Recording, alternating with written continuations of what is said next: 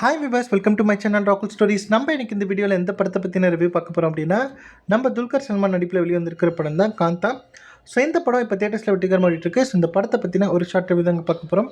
வாங்க வீடியோக்குள்ளே போகலாம். எந்த படத்தோட ஒன்லைன் ஸ்டோரி என்னென்னு பார்த்தீங்க அப்படின்னா, ஒரு சாதாரண ஆளை பார்த்தீங்கன்னா ஒரு டேரக்டர் ஒரு மிகப்பெரிய ஸ்டார் ஹீரோ ஆக்கிடுறாரு. ஸோ ஆனதுக்கப்புறம் தன்னை வளர்த்த டேரக்டர்கிட்டே பார்த்தீங்க அப்படின்னா அவர் வந்து ஒரு திமிர்த்தனை காட்டுறாரு. ஒரு ஈகோ கிளாஷ் உருவாகுது இந்த டேரக்டருக்குமே இந்த ஹீரோக்குமே. ஸோ அப்படி ஆனதுக்கப்புறம் அந்த டேரக்டர் என்ன பண்ணுறாரு அப்படின்னா, இன்னொரு சாதாரணமான ஒரு பொண்ணை அந்த ஸ்டார் ஹீரோ நடிக்கக்கூடிய அந்த படத்துலேயே ஹீரோயினாக போடுறாரு. போட்டு என்ன பண்ணுறாரு அப்படின்னா, இதுக்கு தானே இவ்வளோ திமிராக தெரிஞ்சுக்கிட்டு இருக்கேன்.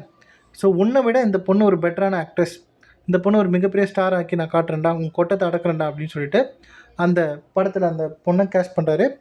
ஸோ பண்ணதுக்கப்புறம் என்ன மாதிரியான சம்பவங்கள் ஆச்சு, அதுக்கப்புறம் என்ன ஆச்சு அப்படிங்கிறத இந்த படத்தோட மீதி கதை. ஸோ என்னை பொறுத்த வரைக்கும் பார்த்திங்க அப்படின்னா, இந்த படம் ஒரு பீரியாடிக் ஃபிலிம் அப்படின்னு சொல்லுவாங்க, ஒரு பீரியட் ஃபிலிம் அப்படின்னு தான் சொல்லலாம்.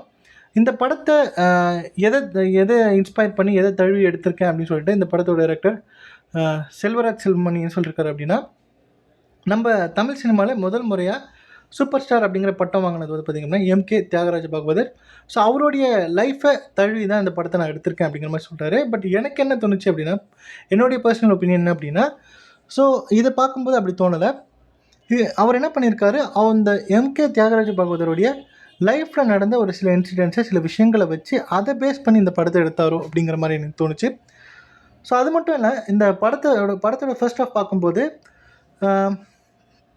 தெலுங்கில் வந்து மகாநட்டி அப்படின்னு சொல்லிட்டு ஒரு படம் வந்துச்சு, நம்ம கீர்த்தி சுரேஷ் நடித்து வெளிவந்தது. அந்த படம் பார்த்திங்கன்னா நம்ம சாவித்ரி அம்மாவோட பயோபிக் அப்படின்னு எல்லாருக்குமே தெரியும். ஸோ அந்த படத்தையும் பார்த்திங்கன்னா நம்ம துல்கர் சல்மான் தான் ஹீரோ.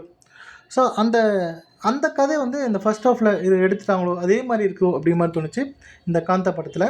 ஸோ ஃபர்ஸ்ட் ஹாஃப் முழுக்க அப்படி தான் போகும். இந்த படத்துலையும் பார்த்திங்க அப்படின்னா நம்ம ஹீரோக்கு வந்து கல்யாணம் ஆகிருக்கும், பட் இருந்தாலும் ஒரு மிகப்பெரிய ஸ்டார் ஹீரோ.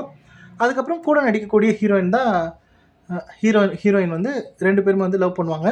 ஸோ லவ் பண்ணதுக்கப்புறம் பார்த்திங்கன்னா அவங்களுடைய லைஃபே வந்து ஒரு ட்விஸ்ட் ஆகிடும். ஸோ அதே மாதிரியான கதை தான் இதுவும் அப்படிங்கிற மாதிரி தோணுச்சு. பட் செகண்ட் ஹாஃபில் முழுக்க இந்த ஜானரை ஷிஃப்ட் பண்ணி ஒரு வேறு விதமான ஒரு கதையை வந்து கொடுத்துருக்காரு இந்த படத்தோட டேரக்டர். ஸோ முழுக்க பார்த்திங்க அப்படின்னா சூப்பராகவே இருக்குது. அந்தளவுக்கு ரொம்ப மோசம் அப்படின்லாம் சொல்ல முடியாது, வேறு லெவலில் பண்ணியிருக்காங்க. ஸோ நிறைய இடங்களில் பார்த்திங்க அப்படின்னா துல்கர் சல்மானோட பெர்ஃபார்மன்ஸ் வேறு லெவலில் இருக்குது. சூப்பராகவே நடிச்சிருக்காரு. கிளைமேக்ஸ்லாம் சூப்பராக பண்ணியிருக்காரு. சமுத்திரக்கனி சொல்லவே வேணாம், அவருமே சூப்பராக பண்ணியிருக்காரு. கண்டிப்பாக இந்த கேரக்டருக்கு, இந்த சமுத்திரக்கனி கேரக்டருக்கு ஒன்று பிரகாஷ் ராஜ் இல்லைன்னா சமுத்திரக்கனி, இவங்க 2 பேரை விட்டால் வேறு யாரும் இல்லை அப்படிங்கிற அளவுக்கு அவருடைய பர்ஃபார்மன்ஸ் இந்த படத்தில் கொடுத்துருக்காரு.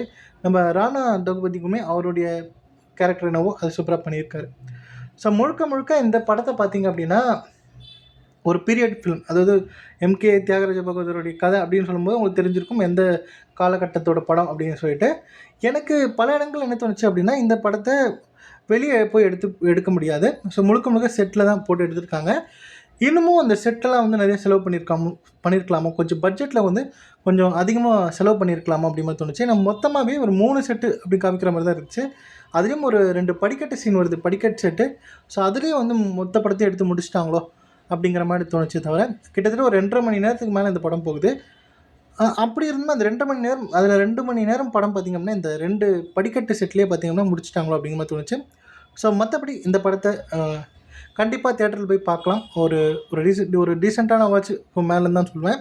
ஸோ எல்லாருடைய பர்ஃபார்மன்ஸும் சூப்பராக இருந்துச்சு. நம்ம துல்கருடைய எப்போவுமே அவருடைய சூஸிங் ஆஃப் ஸ்கிரிப்ட் வந்து சூப்பராகவே இருக்கும், கொஞ்சம் டிஃப்ரெண்ட்டாகவே இருக்கும். ஸோ இந்த படத்தோட ஏக்னஸ் அவருமே பார்த்திங்க அப்படின்னா சூப்பராக பண்ணியிருக்காரு. ஸோ கண்டிப்பாக இந்த படத்தை போய் தியேட்டரில் பாருங்கள். பார்த்துட்டு உங்களோட ஃபீட்பேக் என்ன அப்படிங்கிறத கமெண்ட் லீவ் பண்ணுங்கள்.